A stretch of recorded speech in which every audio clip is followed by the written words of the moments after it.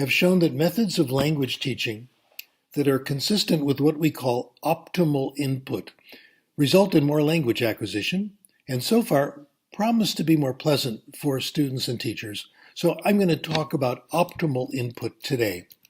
The optimal input hypothesis says we acquire language and develop literacy from input, from understanding what we hear and what we read, not from speaking and writing. Our ability to speak and write fluently and accurately is the result of acquiring language from input.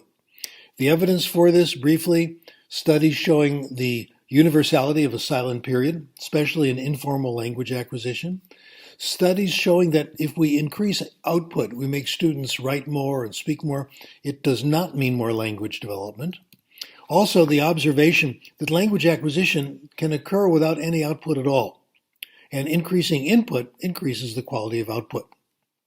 Finally, forcing output in language classes, making students talk before they're ready, is a cause of considerable anxiety. I first discussed optimal input years ago, and the concept has been deepened and improved by Benico Mason. We've concluded that optimal input has these 4 characteristics. Number 1, of course, it's comprehensible. This doesn't mean every detail is comprehensible. Input can be comprehensible, even if there's a little noise in the input, some incomprehensible pieces. This includes unknown vocabulary and grammar, rules that have not yet been acquired but are not important for comprehension. In other words, language acquisition does not require that you understand every word and every part of every word. But of course, language acquirers should understand most of it. It's also, number 2, optimal input is extremely interesting, very interesting. The word I like to use for this is compelling. Compelling input is so interesting, you temporarily forget that it's in another language. If input is comprehensible and compelling, you won't even notice the noise in the input, most likely. The next characteristic. Optimal input is rich. This is characteristic number 3. It's rich in language that contributes to the message and the flow of the story or text. The language included in the input also gives the reader support in understanding and therefore acquiring new parts of language.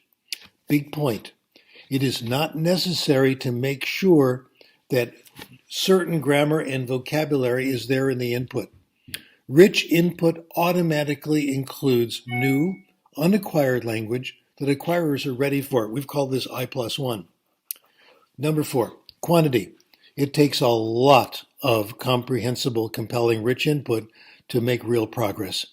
Optimal input is therefore, we use the word abundant, which provides more opportunities for the acquisition of language. The result of getting optimal input is subconscious language acquisition. Language acquirers will be focused on the story, the message, and they will not always be aware that acquisition has happened. The knowledge will be represented subconsciously in their minds. We're currently examining these exciting hypotheses about optimal input. This is so interesting. I've been at this for a long time, and it seems to me that the research is getting more and more interesting. We're seeing more and more. Number 1, here's what we found so far. The best forms of optimal input are, so far, number 1, listening to stories. Stories that are made comprehensible in a variety of ways. For example, drawing pictures. The teacher draws a drawing when there's something difficult that's coming in the story. Occasional translation. Explanations. This is called story listening, developed by Benico Mason. We think it's a very powerful way, a very pleasant way to lead students to another form of optimal input, the second form I'll discuss, and that is reading, which has been my obsession for several decades now. Professor Mason recommends providing large amounts of easy written input. In her English classes in Japan, she provides students with access to hundreds of books in easy English, sometimes called graded readers. These books give students the competence they need to read and understand authentic reading. And it's the job of the teacher to help students find easy books that are right for them. Benico Mason calls this stage guided self-selected reading, GSSR, and the idea is that GSSR will lead the students to eventually read authentic books.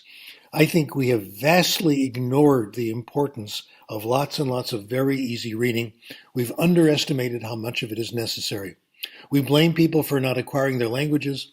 We make no effort to make it possible, or offering only the same ineffective and dull grammar classes. The languages I'm good at, I've had lots of easy reading. The languages I'm not good at, I haven't had lots of easy reading. It isn't available. Okay, second.